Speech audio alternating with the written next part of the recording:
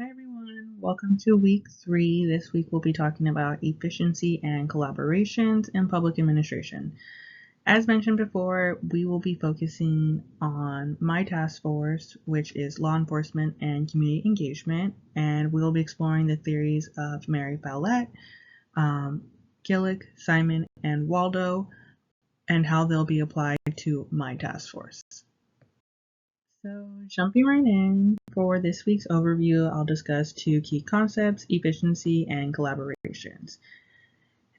As briefly mentioned, we'll be going over the additional peer-reviewed articles that I used, as well as, how they'll be applied to my task force.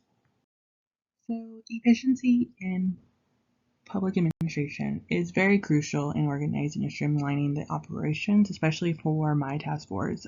Drawing from Gillick's Division of Labor and Coordination principles, I would technically assign each department, such as law enforcement, public health, and social services, a clear defined roles and responsibilities, especially when it comes to what is their mission, what are they going to be doing on a daily basis, but also who are they answering to and what services they'll be providing to the public and which services of who they will be providing.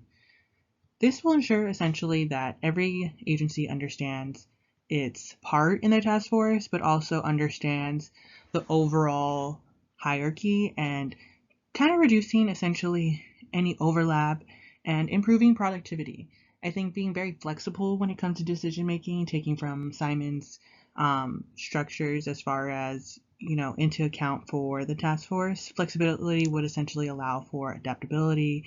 Any quick changes, such as maybe there's crime spikes, maybe there's a new policy, maybe there's a new gun law into place, or maybe the community has now had some concerns or grievances. So just to ensure that they're not being held away, or we're just being able to essentially pivot very quickly, but also answer any questions that we have or concerns. We want to reduce any red tape that may arise. Balancing between essentially efficiency and democratic values, as Waldo suggests, while efficiency is essential, we need to also ensure that it doesn't come to expense of the community's trust or involvement. My task force will maintain transparency and accountability, especially being in a public organization. We want to ensure that we have that, and it also ensures efficiency when it comes to serving the community and broader safety and well-being of our goals, and then also answering to our mission and values. Moving on to concept 2, collaboration and human-centered approaches. I'm going to be focusing on Mary Follett's ideas of collaboration, kind of what I talked about in the previous week. This theory will play a very essential role to my task force, especially when it comes to the community and any interactions that we may have.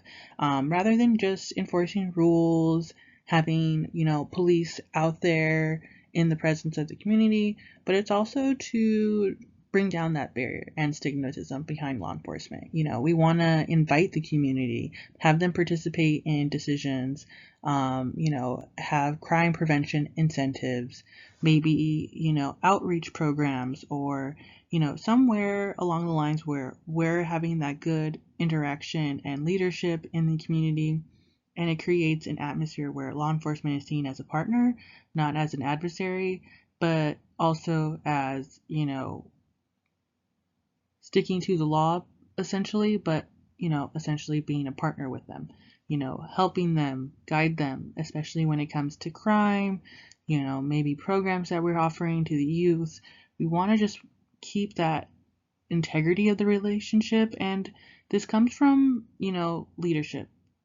All the other theories are great when it comes to the organizational part and operations, but not everyone can be a leader. And having integrated leadership in this type of task force is about combining collaborative decisions and having, evidence-based leadership as supported by Simon.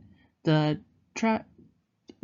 task force will use both data and also have the community's input to guide them, in their interactions and maybe where action needs to be taken place.